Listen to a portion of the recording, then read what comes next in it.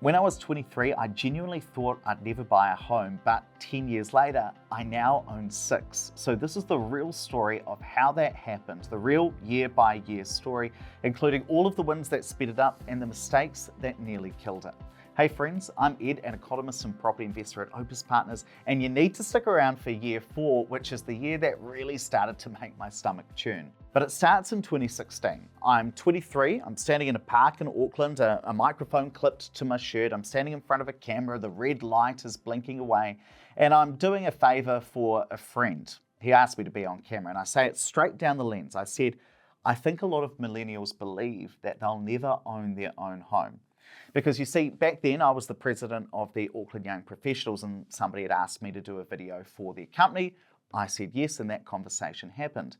Now, at the time, standing in front of that camera, I said that I thought that a lot of millennials think that they'll never own their own home. But what I didn't say out loud is that I wasn't really talking about what millennials think generally. I was talking about me and what I really thought. Because back then, I really did think that owning a home wasn't possible for me. And that's because house prices were skyrocketing. I earned only 42 grand a year at that point, and every dollar that hit my account seemed to evaporate by Friday.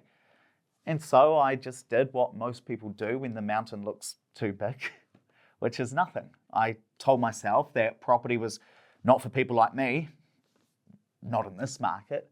And that story that I was telling myself made sure that I didn't even look for a way to get ahead and buy a house. And frankly, I was a bit of a loser. I was complaining rather than doing something about it. And look, I've told bits and pieces of my story before on this channel, but this is the most honest version of how it actually happened and how I went from 0 to 6 properties.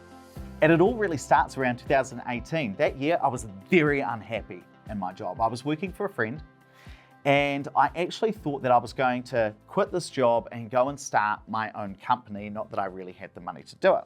So on New Year's Eve 2018, I got a portable whiteboard and I went down to the beach in New Plymouth and I started goal setting and sitting there staring out the beach. That was the moment that I decided to quit. But what ended up happening was quite funny. As part of testing whether this new business idea would work, I went out and mystery shopped all of Opus Partners' competitors, which is the company I ended up working for and now co-own. I hid a tiny microphone under my shirt and I went to any property investment seminar that I could find because I wanted to see what they pitched, what they promised, and what they conveniently forgot to mention. After that, I sat down with Andrew, who ran Opus at the time and still does, and I showed him the receipts and what I'd learned. And a few conversations later, I wasn't launching my own company, I was joining his team. Now, those nights spent undercover learning about property, they're still some of my favorite memories because that marked the moment where I stopped talking about doing something and actually started changing lanes. I quit my job, started a new one, went back to my roots as an economist. And you might think, well, what does this all matter? What does this have to do with your property journey, Ed? It's because careers and portfolios grow from the same seed, which is self-responsibility. Quitting that job forced me to rethink the plan and forced me to take control of my own journey. And if you're enjoying this video and want more of this, do me a quick favor and hit the like button, because that's how I know if I should do more of these types of videos. And honestly, it helps with the YouTube algorithm. Subscribing, that helps too. So how do you go from all of that to owning my first property? Well, in 2019, I was living in Auckland, renting in a really nice suburb, Kingsland. Nice streets, good coffee, smug little dogs, but could I afford to buy a house in that area? Not a chance in hell, because it's very expensive to buy in that area. I didn't have anywhere near the deposit for any suburb in central Auckland. And then I realized I didn't need to, and that's for 2 reasons.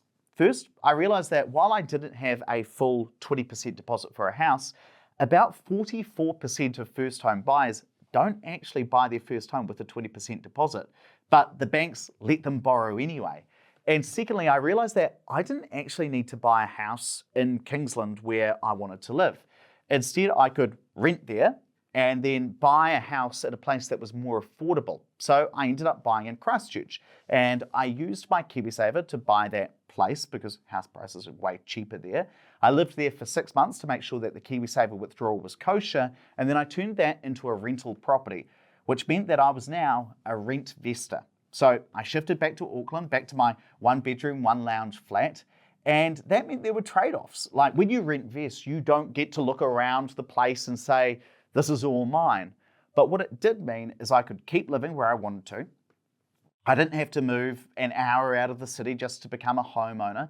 And it also let me get on the property ladder faster. And if rent vesting sounds like it could be your path, you need to map it out in Opus Plus. You can grab any property off Trade Me, copy the link, paste it in there, plug in a few more details, and it will show you what it looks like as an investment. That way you can figure out if it's a good investment or not for you.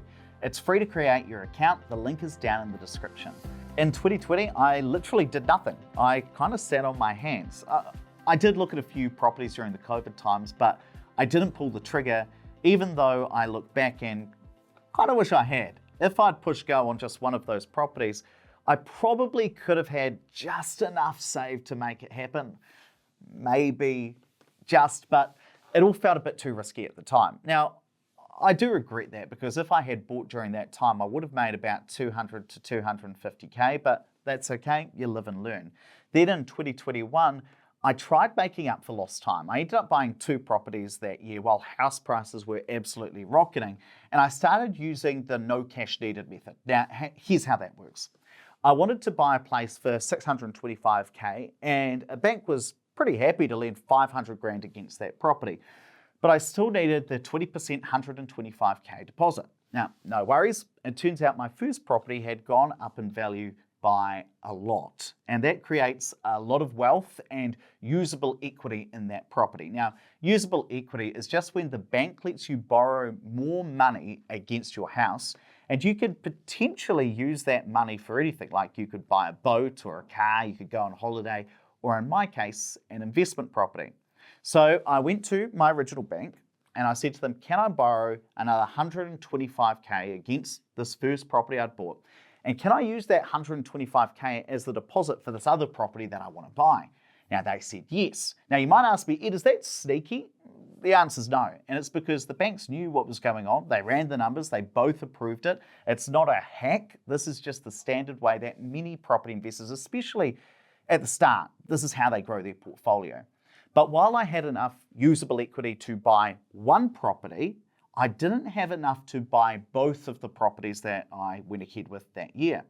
So I convinced my girlfriend at the time to buy one of these properties with me because if we pulled our deposits together, we could probably make that happen.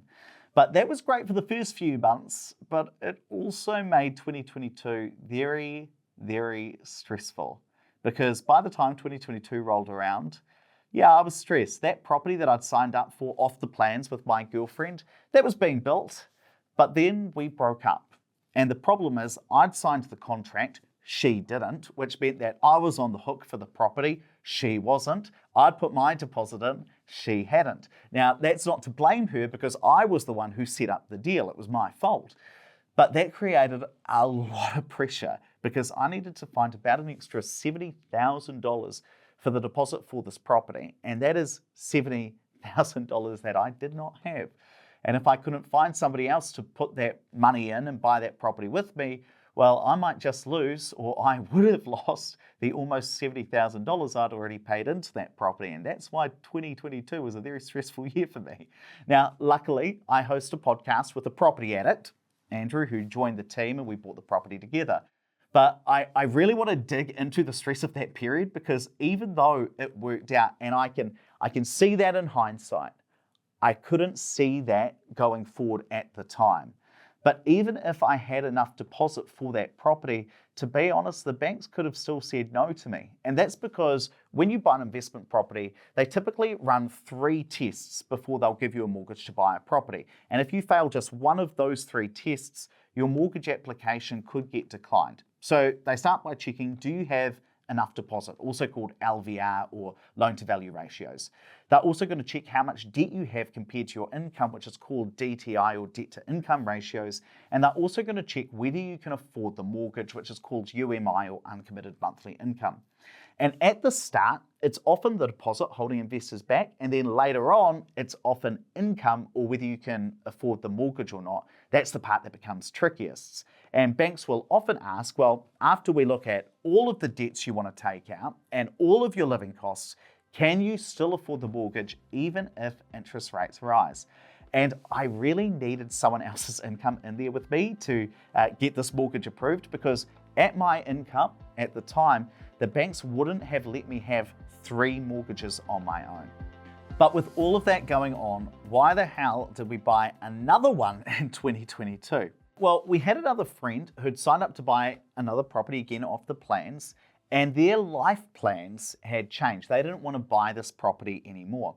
Now, at this stage, because they'd already paid the deposit to the developer, we could take over that contract and buy that property without having to put any deposit in up front, because this property wasn't going to be finished for a few years and he'd already paid the deposit to the developer.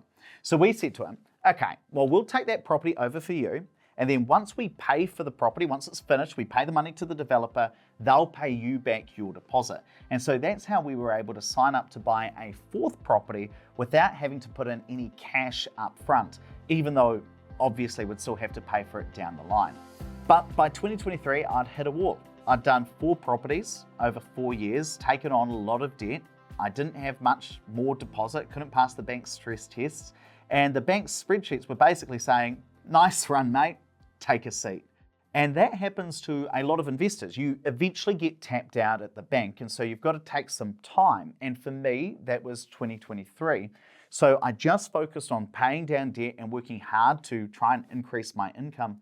And I used to be really embarrassed about talking about what I've been doing with my money and investing, because unlike Andrew, who I co-host the podcast with, I don't have 43 investment properties. And right at the start, we were hosting New Zealand's #1 business podcast talking about investing in property, but I was still very much at the start of my property investing journey, getting the first few runs on the board.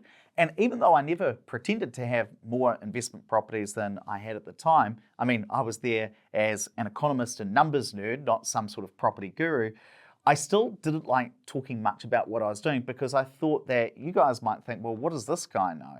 But what I've since realized is that if you're starting out, in the 2020s, thinking about investing in property, you might look at some investors who own 10, 20, even 43 properties or more and think, well, that's great for them.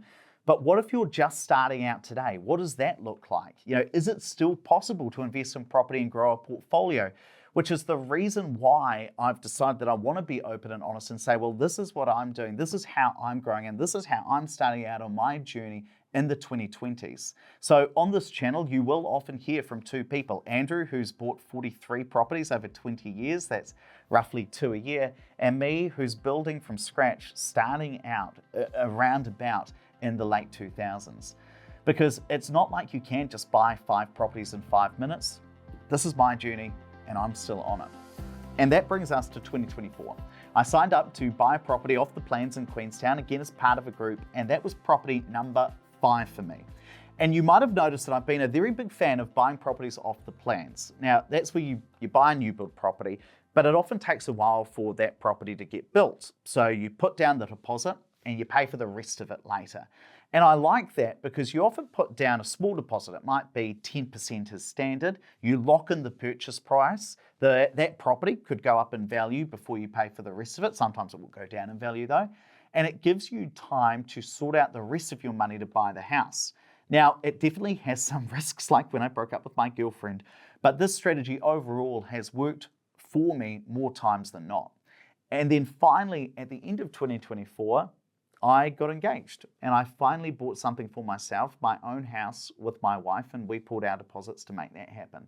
And I'm telling you all of this because if I could go back and talk to the 23-year-old me who 10 years ago was staring into that camera thinking that he'd never own a home, let alone own more than just his own home, I'd say to him, I know that it feels impossible right now, but it's not always going to be like this. You don't earn a lot in your first job, and that will eventually change. And you don't have to start out by buying in the big city you live in. And I'm sitting here recording this 10 years later because maybe if 23-year-old me had seen someone talking about it this honestly, then maybe I wouldn't have been standing in that park saying that millennials can't buy their own home. Now, let's be really straight. It is hard to buy a house. It always has been and it always will be, but you can do it because even today, after house prices have gone up over the last 20 years and more, first home buyers today are buying a bigger percentage of houses than almost ever before. And it's not about saying, do exactly what I did, because your journey is going to be different. But hopefully this shows you what could be possible. And if you're wanting to grow your portfolio, your next step is to watch this video about the property blueprint to retire rich at 55. Click here and I'll see you in the next one.